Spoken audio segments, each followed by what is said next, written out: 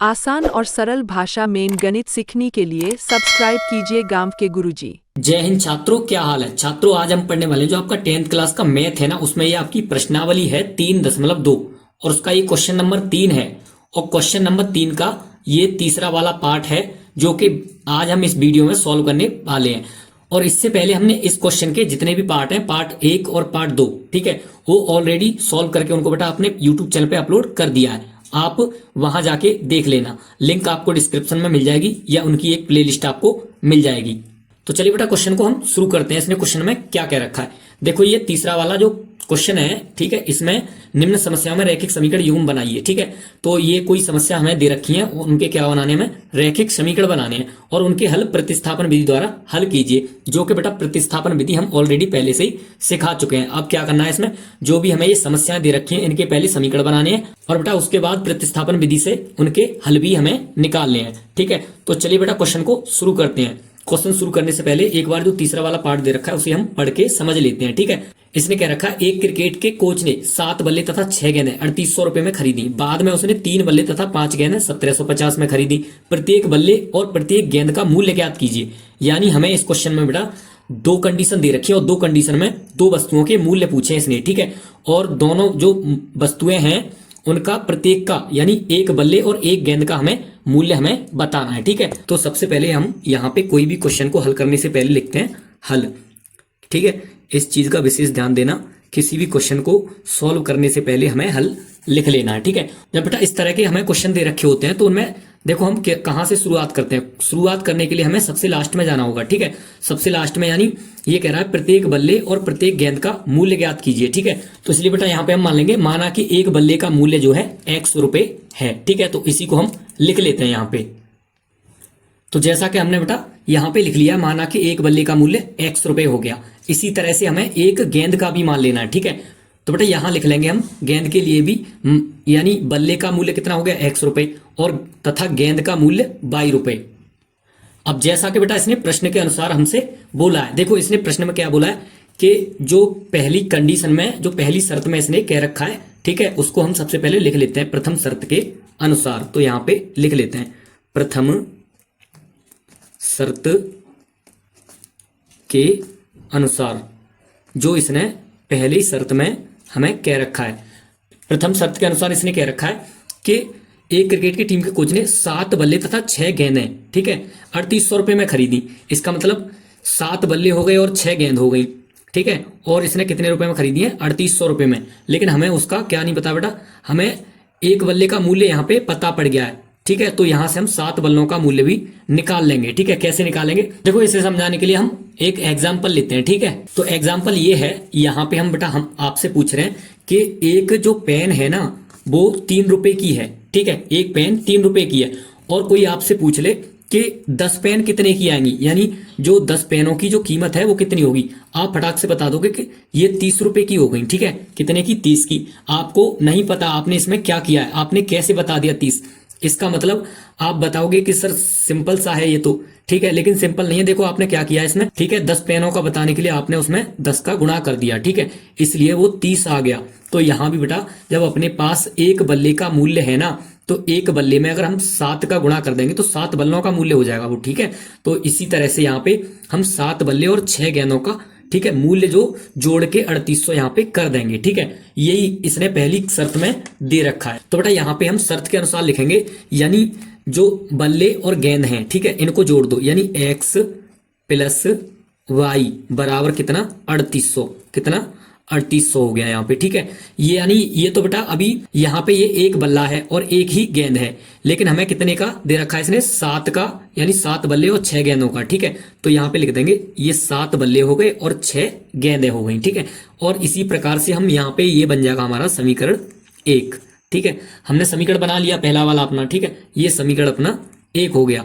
और इसी तरह हम चलेंगे जो दूसरी वाली शर्त इसने दे रखी है दूसरी शर्त के अनुसार, ठीक है। तो दूसरी शर्त यहां लिख लेते हैं, ठीक है। दूसरी शर्त के अनुसार, दूसरी शर्त से, ठीक है, या दूसरी शर्त के अनुसार, दूसरी शर्त में इसने कह रखा है कि बाद में उसने 3 बल्ले ठीक है, बाद में उसने 3 बल्ले तथा 5 गेंदें 1750 रुपए में खरीदी। ठीक है, तो यहाँ पे हम यही चीज जैसे एक एक बल्ले का निकाला था इसमें, यहाँ पे हमने फिर 7 बल्ले और 6 गेंदों का ये जोड़ के 3800 जो दे रखा है इसमें, इसी तरह से इसको 1750 को भी लिखेंगे जोड़ के। ठीक है, यानी x प्लस y बराबर 1750। ठीक है, अब यहाँ पे कितने बल्ले हैं, दोबारा में 3 बल्ले हैं। ठीक है, तो 3 बल्ले हो गए और गेंदें कितनी है, 5। ठीक है, 5 गेंदें हो गई। ठीक है, कितने रुपए की हो गई ये टोटल, 1750 रुपए की बाद में दोबारा से। ठीक है, अब यहाँ पे जो बन के आया है ना, ये अपना समीकरण दूसरा वाला हो जाएगा, समीकरण 2। ठीक है, ये अपना समीकरण 2 हो गया, ये समीकरण 1 हो गया। तो समीकरण तो बन चुके हैं अब यहाँ पे हमारे। ठीक है, अब बेटा समीकरण बनाने के बाद में इनको क्या करेंगे हम, इनको प्रतिस्थापन विधि से हम हल करके x और y के जो मान है यानी बल्ले और गेंद का मान हम निकालेंगे यहाँ पे। ठीक है, इससे पहले बेटा हमने इस एक्सरसाइज के जितने भी क्वेश्चन किए हैं, ठीक है, जितने भी प्रश्न किए हैं इस प्रश्नावली के, सभी हमने पहले समीकरण से किए हैं। क्यों ना इस क्वेश्चन को हम समीकरण 2 से करके देखते हैं। ठीक है, तो यहाँ पे चलिए सबसे पहले यहाँ क्या लिखेंगे, यहाँ लिख लेंगे समीकरण 2 से। ठीक है, समीकरण 2 से, समीकरण 2 से यानी दूसरे वाले समीकरण से चलेंगे। दूसरा समीकरण क्या दे रखा है, ये वाला है अपना दूसरा समीकरण। ठीक है, तो कितना है, 3x प्लस 5y बराबर 1750 हो गया ये यहाँ पे। ठीक है, अब क्या करेंगे बेटा, यहाँ से x या y का जो वैल्यू है वो निकालने के लिए इन सबको इधर पक्षांतर कर देंगे। ठीक है, तो चलिए कर देते हैं, कितना है यहाँ पे x का वैल्यू निकाल लेते हैं हम। तो ये क्या हो जाएगा, 3x बराबर 1750 और ये पक्षांतर करके माइनस का 5y। ठीक है, जो प्लस का है वो माइनस का होगा। अब यहाँ के बाद में x को पूरी तरह सिंगल कर लेंगे। ठीक है, यानी 3 को भी उधर भेज दो, तो x बराबर 1750 माइनस 5y और बट्टे में क्या है 3। ठीक है, तो बट्टे में आ गया ये 3 और यहां से ये बनता बेटा अपना समीकरण तीसरा वाला। ठीक है, ये अपना समीकरण 3 बन गया।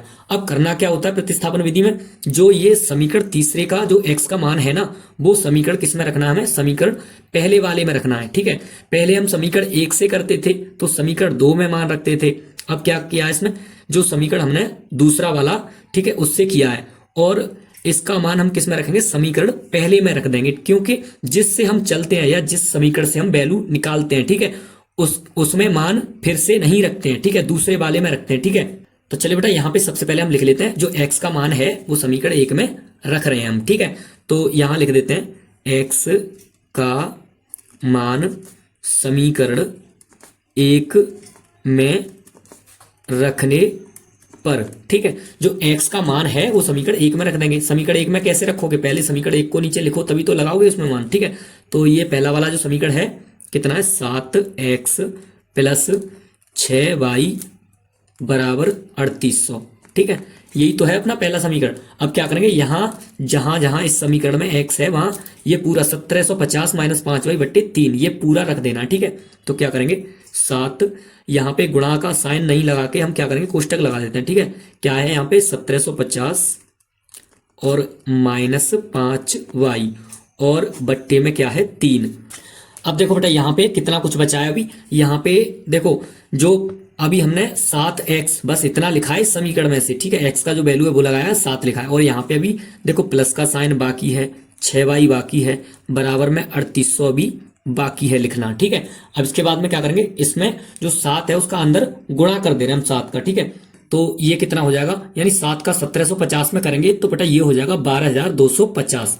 तो यहाँ लिख देते हैं 12250। बेटा वीडियो बहुत ज्यादा लंबा हो रहा था इसलिए हमने, ठीक है, ऑलरेडी गुणा कर लिया। ठीक है, आप कर लेना। अब यहाँ पे जो माइनस का है, यहाँ पे 5y और यहाँ पे 7 है, तो 5 सत्ते 35, तो माइनस का, ठीक है, ये हो जाएगा 35y। ठीक है, इसके बाद में बट्टे में क्या है, नीचे बट्टे में 3 है, ऐसे ही लिख दो।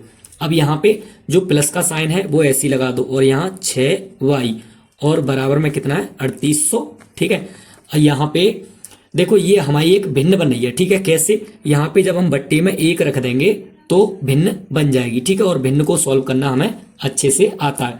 अब क्या करेंगे, यहाँ पे नीचे इसका और इसका जब एलसीएम लेंगे 3 आ गया। ठीक है, जब एलसीएम 3 आ गया, 3 का भाग देंगे 3 में, 1 बार गया और 1 का ऊपर गुणा कर देते हैं। इसी तरह से तो हम भिन्न करते थे। ठीक है, तो यहाँ पे लिख लेते हैं, ये पूरा उतार लेंगे। ठीक है, यानी 1 का गुणा करने का मतलब पूरा नीचे आ जाएगा। ठीक है, तो 12250 माइनस 35y।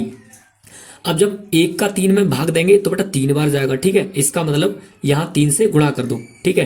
तो यहाँ पे क्या हो जाएगा, ये प्लस 6 या 18, तो 18y और बराबर में क्या चल रहा है 3800, ऐसे लिख लो 3800 हो गया बराबर में।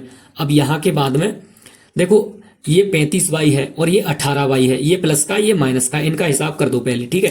तो यहाँ पे थोड़ा और ऊपर करके देखो 12,250, ये प्लस का है और ये माइनस का, किसका ज्यादा, माइनस का। तो सबसे पहले माइनस का साइन लगा लो, इसके बाद में जो बड़ी संख्या है उसमें से छोटी को घटा दो, कितना बचा, ये 35 में से 18 गया तो ये 17y बचा अपना, ठीक है। 17y ऐसे ही लिख दिया और बट्टे में क्या है, बट्टे में 3 है और बराबर में 3800 अपना ऐसी चल ही रहा है जब से, ठीक है। इसका कोई ठिकाना नहीं है अभी, ठीक है। अब हो जाएगा, देखो यहाँ पे नीचे बट्टी में जब 1 रख लेंगे तो कैंची का गुणा कर देंगे हम, ठीक है। जब कैंची का गुणा करेंगे यानी क्रॉस मल्टीप्लाई करके ये कितना आ जाएगा बेटा, यहाँ पे अपना देखो, यहाँ पे जब कैंची का हमने गुणा कर दिया इसका, तो 1 का जब इसमें पूरे में करेंगे तो ये इतना हो जाएगा, ठीक है। यहाँ पे 12,250 तो ऐसी हो जाएगा और यहाँ पे ये माइनस का कितना है, ये माइनस का 17y है। और जब 3 का इसमें कर दो, ठीक है, 3800 में इसमें करेंगे 3/8 = 24, ठीक है। बराबर का साइन लगा लेना पहले, जब कैंची का गुणा करते तो हम यहाँ पे 3/8 = 24, ठीक है। 24 के 4 हो गया और हासिल 2, 3 × 9 और 2 11, ठीक है। 11 और 2 जीरो है यहाँ पे, ठीक है। तो 2 जीरो की 2 जीरो यहाँ पे हमने लगा ली, ये कितना हो गया, ये आ गया बेटा अपना यहाँ पे 11,400, ठीक है। तो इसका जब 3800 का 3 में गुणा किया 11,400 आ गया। अब यहाँ के बाद में इसका पक्षांतर कर दो इधर, ठीक है। तो माइनस का 17y बराबर 11,400, ठीक है। और ये जो 12,250 बचा है इसको भी इधर ही भेजेंगे, तो ये प्लस का है यहाँ पे, ठीक है। जब ये प्लस का है इधर आ जाएगा तो ये माइनस का हो जाएगा 12,250, ठीक है। अब क्या करेंगे बेटा, अब इसमें से हम घटा देंगे, ठीक है। जब घटाएंगे 11 यानी ये माइनस का ज्यादा है तो माइनस का ही बचेगा इसका मतलब, ठीक है। जब माइनस का बचेगा तो माइनस का चिन्ह लगा के, ठीक है। जब 12,250 में से 11,400 घटाएंगे तो ये बचेगा बेटा अपना 850, ठीक है। तो यहाँ लिख देंगे 850। अभी यहाँ पे ये माइनस का 17y और बराबर रह गया बीच में, ठीक है। अब क्या करेंगे, देखो इधर कर लेते हैं, ठीक है, थोड़ा सा समझाने के लिए ये जगह पड़ी है। अब देखो यहाँ पे ना जो माइनस, ठीक है, कितना है 17y, तो इसको यहाँ पे माइनस से माइनस यहीं काट दो, ठीक है। ये माइनस वाला झंझट खत्म हो जाएगा। अब यहाँ के बाद में जो 17y है 17 को बट्टे में पहुंचा दो, ठीक है। तो ये हो जाएगा y बराबर 850 और बट्टे में 17, ठीक है। अब 17 का जब हम इसमें 850 में भाग देंगे तो ये कितनी बार जाएगा, यहाँ से ये जाएगा बेटा 17 × 5 = 85, 5 और 1 जीरो बची पीछे, यानी y का जो वैल्यू है वो हमने निकाल लिया। क्वेश्चन थोड़ा बड़ा हो गया, कोई दिक्कत नहीं है, समझ में आना चाहिए, ठीक है। तो जो y का वैल्यू है वो बेटा हमने निकाल लिया है। अब इसके बाद में हम क्या करेंगे, यहाँ से बेटा जो अपना x का वैल्यू है वो हम निकालेंगे। देखो क्या करते हैं, जो x का वैल्यू निकालने के लिए जो हमने जो y का जो मान निकाला है ना ये, ठीक है, इस y के मान को हम क्या करेंगे, हम यहाँ से समीकरण जो तीसरा वाला है ना उसमें रख देंगे। तो यहाँ सबसे पहले हम लिख देते हैं एक बार, क्या लिखेंगे, यानी यहाँ लिख लेंगे बेटा हम y का मान समीकरण कौन से में रखेंगे, तीसरे वाले में, ठीक है। समीकरण 3 में रखने पर, और यहाँ पे अपना जो समीकरण तीसरा था हमने जो बनाया था वो कहाँ है, ये रहा, ठीक है। ये अपना समीकरण तीसरा है, ठीक है। तो ये लिख लेंगे हम यहाँ पे, जब भी तो मान रखेंगे तो x बराबर 1750, ठीक है, -5y और बट्टे में 3 है यहाँ पे, ठीक है। अब यहाँ तक जब हो गया तो अब जो हमारा जो y का वैल्यू था ना बेटा, y का वैल्यू कितना है 50 निकल के आया, हमने नीचे ही लिख लिया है, ठीक है, ताकि दिखता रहे यहाँ पे। इधर कर लेते हैं इसको, ठीक है। अब यहाँ पे x की जगह पे x रहने दो, यहाँ x ही रहेगा, ठीक है। तो x बराबर 1750 ऐसे ही, -5 की जगह पे, ठीक है 5, और यहाँ पे कोई साइन नहीं है तो गुणा का साइन लगा के जहां y है वहां 50 और बट्टे में क्या है 3। तो x बराबर, अब क्या करेंगे, बोर्ड मास के नियम के अनुसार सबसे पहले हम, ठीक है, गुणा करेंगे। तो अब यहाँ पे बेटा 5 का जब 50 में ये गुणा हो जाएगा तो ये हो जाएगा 5 × 25 यानी 250, ठीक है, 250।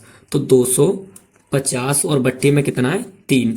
x बराबर 1750 में से 250 घटा दो, ठीक है, तो कितना बचा बेटा यहाँ पे, यानी ये बचा अपना 1500, ठीक है, यानी ये हो गया 1500 और बट्टे में क्या चल रहा अपना 3। अभी ये ऐसे ही चल रहा है बट्टे में 3, ठीक है। अभी चलो आगे देखते हैं। यहाँ पे ये हो जाएगा x बराबर, जब 1500 को, ठीक है, 3 से भाग देंगे तो ये कितनी बार जाएगा, तो 5 15 यानी 500 बार, ठीक है। तो यहाँ पे अपना जो x का वैल्यू है वो भी बेटा निकल के आ चुका है, कितना, 500। जो x का वैल्यू है वो भी हमने निकाल लिया यहाँ से, ठीक है। और जो y का वैल्यू था वो भी है अपने पास, कितना, y बराबर 50, ठीक है। तो जो y का वैल्यू था वो 50 आया था, ठीक है। यहाँ पे यही दोनों वैल्यू हमें अभी तक निकालनी थी, ठीक है। जो y का वैल्यू है और x का वैल्यू है। अब क्या करेंगे बेटा, यहाँ पे जो है, जो ये दोनों वैल्यू जो हमने निकाली है ना, एक बार यहाँ पे हम इनको लिख देते हैं अच्छी तरह से। क्या लिखेंगे, ठीक है, जो इसने पूछा था, क्या पूछा था यहाँ पे, यहाँ लिखेंगे इसलिए।